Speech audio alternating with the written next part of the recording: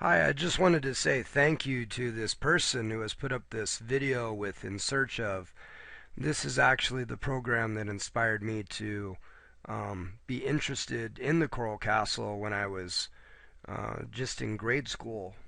And later on, I wrote a book called The Coral Castle Explained, and it discusses how I think Edward Leedskalnin made the Coral Castle. So thank you for putting this video up. What I have in the background here is a picture of the obelisk when I visited the Coral Castle, and it is just an amazing feat to imagine that one man was able to take this 30-ton obelisk, not only position it in the ground once but twice. I mean, he had this in Florida City and took it from there, moved it 10 miles, and resurrected it here in Homestead, Florida.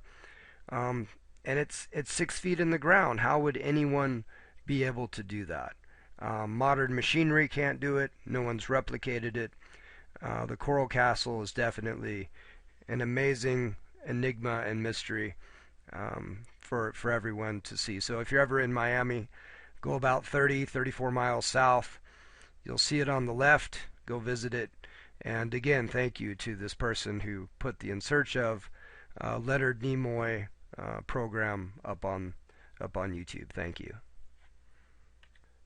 I just wanted to say that the creator of this 2-minute video did an excellent job of hitting a lot of the main points regarding the Coral Castle mystery and Ed Leedskalnin.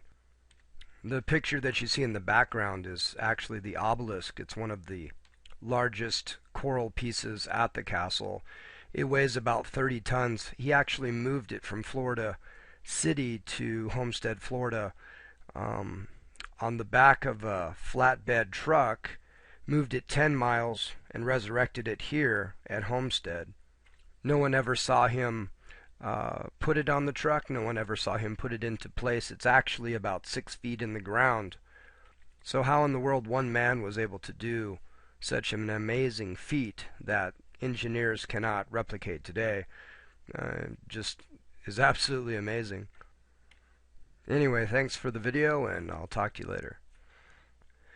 Hi, this is Michael Kohler with Coral Castle Explained, and today I'd like to talk a little bit about the Florida table here. Before I talk about it, I'd like to point out a few things in the background here. This is the Polaris telescope, which Ed put up. This is the eyepiece for it, which is a triangular piece which was actually cut out of the crown, what Ed called the crown on the north wall here. You have the moon fountain in the back and the throne room here in the background behind the tree. And here you have the rocking chairs that surround the Florida table. And of the many unique artifacts that Ed brought up with him from Florida City to Homestead, one of the more amazing pieces is this Florida table. Ed created this table in roughly the same shape as the state of Florida. Its size and shape are actually in direct proportion, even including Lake Okeechobee. This lake is actually the largest lake in Florida, and with its positioning, as you can see here on the Florida table, it's almost in the exact right spot. And as with several other items that Ed made, including the porridge bowl and the Grotto of the Three Bears, which he made for the children that would visit, it is cemented in so it could be used for a variety of purposes. It could have been a bird bath, a punch bowl, who knows. Cement is also a common theme that is throughout the Coral Castle on specific pieces, but we'll discuss that in another video. Around the table there are many rocking chairs that Ed carved out of the layered oolite coral from Florida City, as you can see here around the table. Each one of these weighs about a half a ton or 1,000 pounds.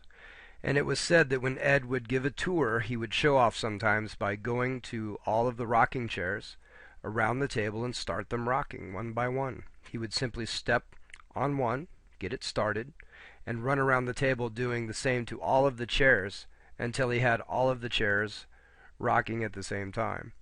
And although this might seem silly, the fact that he actually balanced 1,000-pound pieces of coral that were cut in the form of chairs so perfectly that he could touch them and get them to rock back and forth is a feat of engineering that is amazing in and of itself. The chair that he carved for the head of the table was purportedly for the governor of Florida. According to Edward, his idea was that he and all of the senators and representatives of the state could sit around the table, rock in the chairs, and figure out ways to raise the taxes of the Floridians. Not such a good idea, I'm thinking. And I'm also thinking this was probably not what Leedskalnin wanted to do with this several-ton slab of coral. What is more important to consider is that this slab of coral was moved up Highway 1, the main road in southern Florida, 10 miles from Florida City to the homestead location, and that it did not break due to some logistical error or moving error from the time it was placed on the flatbed truck until it was positioned as you see it right here. But I think more importantly than the fact that he created this, that he moved it here, is the ideology behind why he did it. In my opinion, Ed was a showman. He was a showman. He was clearly showing everyone that he had skills in regard to carving, moving, and positioning coral that no one else had. And why would he do that? Well, think about a magician for a second. Like a magician who knows a trick, he will never reveal it because once the secret is known, the trick is no longer amazing. The prestige of the trick is only good for the trick itself. The 1,100 tons of coral at what was once called Rock Gate Park was created, in my opinion, by a wizard who died with his secrets within him, but left clues behind in the megalithic structures, including the Florida table that we see at the Coral Castle today.